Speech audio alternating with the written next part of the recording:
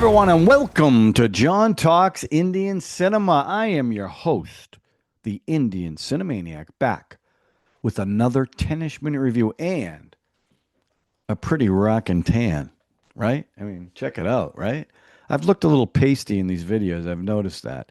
Yeah, it's been really hot here. Well, when I'm talking to people from India, summer just started, and we finally every weekend it's rained for 14 weekends.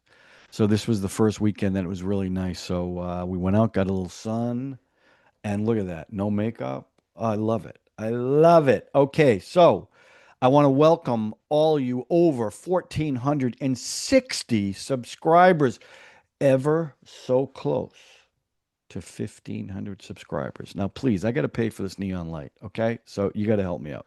Let me kill that since it people Cooley doesn't like the flicker. I don't blame him. I know. I wish I could fix it. Okay, so here's the deal. If you haven't already, please subscribe, hit the notification button, and if you enjoy this, please like it. And even more to the point, if you really are blown away by it, which I have a tendency to do, please share it. Because the only real way I can build a maniac community is with your help. So I need you to share it. Okay. So the film that I am reviewing was recommended. Now, this is someone who I think is relatively new to the channel because I don't recognize the handle, but they recommend it's recommended by Sabik Ramanali 2298. Sabik Ramanali 2298. And the film he has recommended is another Malayalam film from 2017, Take Off. So I didn't know anything about this film, so it was either going to be about an airplane or a stripper. So I didn't know till I watched it. It was directed by Mahesh Narayanan, who directed Malik, which I recently reviewed. It stars Parvathy Thiruvothu. I hope I'm saying that right because she was fantastic in this film. Uh, Kunchacko Boban, Prakash Belawadi, who I've seen in Jawan, Fateh, um, Ethan. No, that's not Ethan. That's not right. I don't know what film that is. And Fafa himself, Fahadh Faasil. Now, I will tell you, when I looked up the film, and I always look it up just to get some information, not to read reviews, not to read anything else about it till after I watch the film. But it said starring Fahadh Faasil, and I was a tad bit disappointed because he doesn't show up for an hour and 8 minutes into the film. Now, once he's there, does he make his presence known? Yes, but it's really her film. And he really is a supporting role in this. Not to diminish him, but he is. Now, the story. First of all, the story is based on a true event, which I knew nothing about 19 nurses who were held captive by, I believe, ISIS, right? And the movie actually opens up with black and white footage of, I think, the nurses working where they were working. I'm not 100% sure. But the story is basically about this young nurse, Samira, who is in the middle of a divorce. She's got a child, I think it was eight, maybe 10-year-old child, and is trying to support her family who gave all kinds of money for her schooling, and they're in debt. So she's a nurse who decides she's going to get a job um, in Iraq for the for God, he's dead, and I hated the guy, and I can't even think of his name. This is so bad. I can't believe this. Saddam Hussein. I didn't even find it. I just remembered it. She's going to work for the government of Iraq. Okay. Now, there's also a subplot where there's a male nurse who's in love with her, and it's pretty evident right away. And she is too. She's she's in a divorce. The ex isn't really being cooperative, especially with custody of the child. What's going to happen? So she also gets denied a passport or visa. I'm not sure which. So they're not going to let her go. So the male nurse is going. So they get married so she can go to Iraq with him. Okay. Now, you're not 100% sure if she loves him or not. You think it's more convenience than anything else. But through the course, you find out she really does love him because she gets pregnant pretty quickly.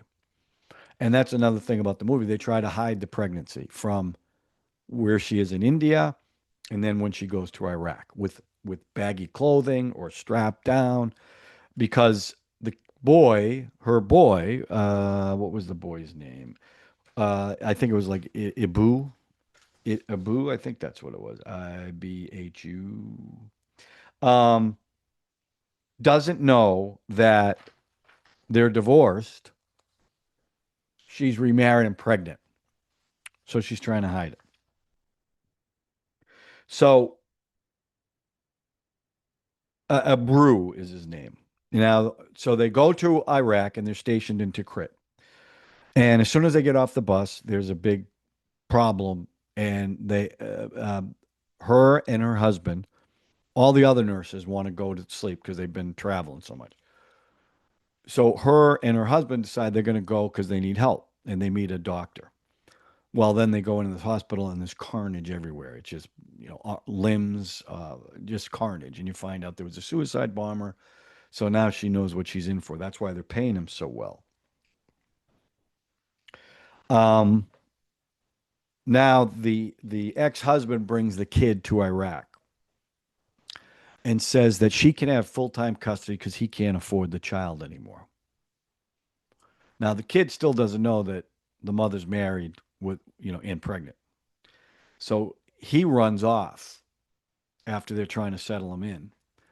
And he runs out in the middle of the street and there's a checkpoint and there's like rebels or a mob outside. And that's when she grabs him and so it's pretty scary. And right away they find out it's pretty scary. So so now the husband who is upset that she won't admit that they're married is going to give her time with the kid to try to settle things down. So he's going to go to Mosul with his doctor friend for 2 weeks. So they go to Mosul, which is a hot spot. Um, and that's Saeed. Saeed is Samira's husband. Well, when he goes to Mosul, ISIS has taken it over, and she doesn't hear from him. So, they even cut to Mosul where these ISIS terrorists are trying to get him to work on all their injured, which he's doing. Well, now they take over the hospital in Tikrit, Tikrit or Tikrit, I'm not sure, and all the Iraqis are gone or dead. So now it comes to the interval, and that's where Fafa makes his entrance, and he is an Indian. He works for the Indian embassy. He's the ambassador, um, and his name is Manoj. And he's very. Well, how do I want to say this? It's another role for Fafa that I don't know how to say this. His most normal, like just a guy, where a lot of his other roles, there's some unique trait or quality. Just a guy trying to do his job, a bureaucrat trying to do his job, and that's a whole nother thing, right? So they all the nurses are being held by ISIS in this hospital. They're keeping them alive as human shields, basically. It's their leverage.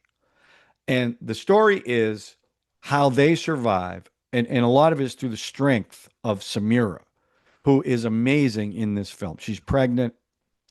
She's trying to save her kid. She's trying to keep everybody together. She's worried about her husband. She's the one that goes to the embassy and meets Fafa to try to get him to help.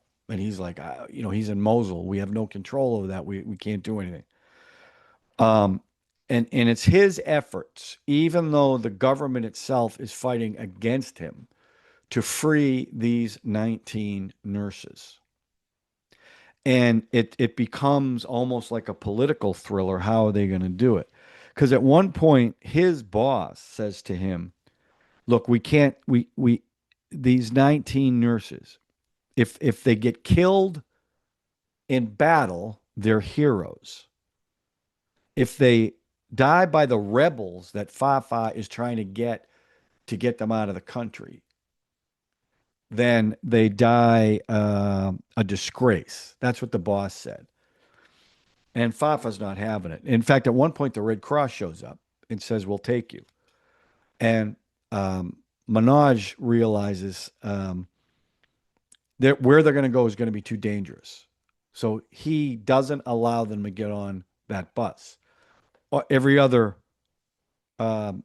religion gets to go on the bus or wherever they were from, not from India. Well, ended up happening, that bus ends up getting blown up. So he ended up saving their lives. But now he's got to work with rebel insurgents to get them out of there.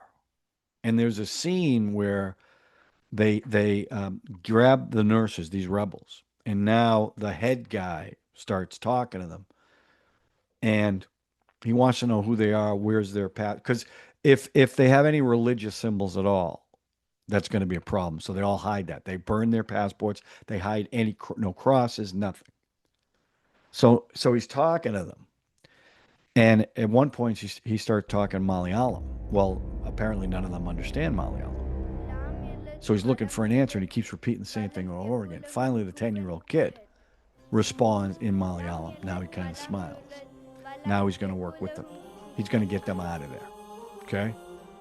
And the tension builds. Will they get out of there? In fact, at the end, when they're at the border, there's a pause, and the sniper's up on the roof, and Minaj is like, "What's going on? Are they going to take him out? You said this wasn't going to happen." So it was.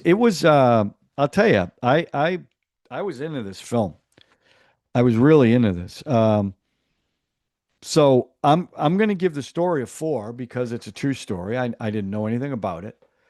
So you've seen movies like this where against all odds, a group holds it on together. I mean, it's not like that's a new story, but this is a true story, and I don't know how much of it is exactly the truth versus, creative license. But even if half of it's true, it's pretty amazing what these people went through and the strength that they showed to overcome what was going on. So I do give it a 4. As far as the performances go, she was phenomenal.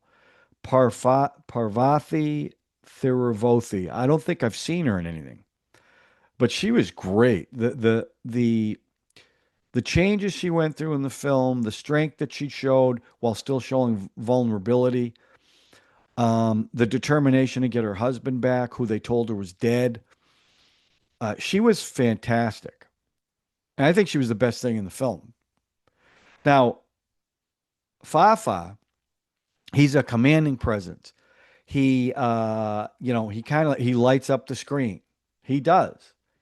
And I'm fascinated by him because he's so different in every role that he plays. But again, this was his, and I'm using the word normal, which isn't right, but it is the most normal performance I've ever seen in the man, and he was so good in it. He was going against the bureaucracy.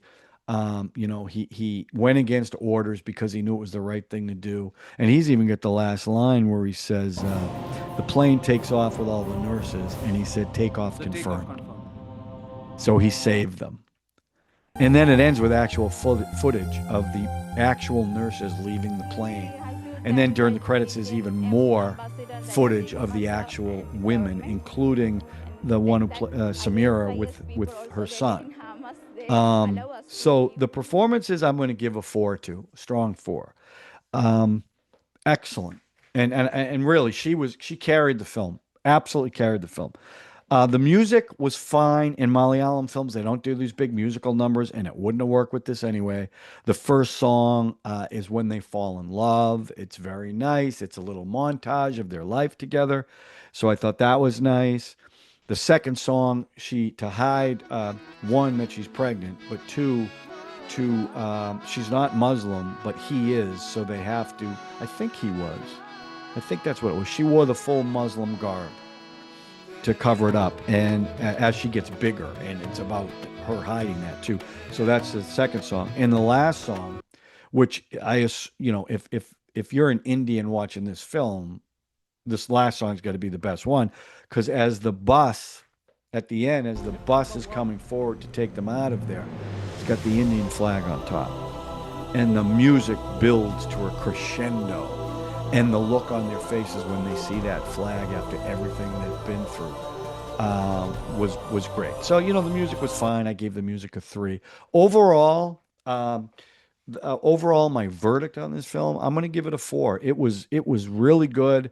I was into it. I was curious about it. I did a little research afterwards to find out more about what happened. So when a movie can get me to do that, that's a movie that I have to tell you I really enjoyed. So thank you for that one, Sabik Kramanali 2298. I really appreciate that. I don't have a recommendation for this episode. I should, but I just don't right now. So I'm going to cut this one short. Because of that, I hope you'll subscribe. I hope you hit the notification button. I hope you hit the like button. And for the love of God, please share. I got to hit 1,500. I'm starting to monetize it. I get ads now. That's monetization number one. Next is the tip thing at the bottom. You guys can give me $2, which would be great because I'm paying for a lot of films and neon lights. I mean, you see that neon light? Huh? That thing's not cheap. That thing's not cheap, okay? But that's for you. I do that for you. So that's, and I'm not going to get that till I get way up there in subscriptions. And I think it'll happen. You guys have been great. You've been sticking with me. Your recommendations. And again, I love all the recommendations. Just be aware, I can only watch so many films in a week, especially when they're 3 hours and 30 minutes, So I'll get to it as soon as I can. I've got a whole list of them. And maybe I'll put that in the community place. So at least you'll see the movies that I am going to be reviewing. But so that's it. Take Off. Excellent. It wasn't a stripper movie. So I was a little disappointed about that, but hey, I still like the film. All right. That's it. We'll see you soon on John Talks Indian Cinema with either a 10ish minute review or a 10ish minute trailer reaction. Thanks for watching, everybody.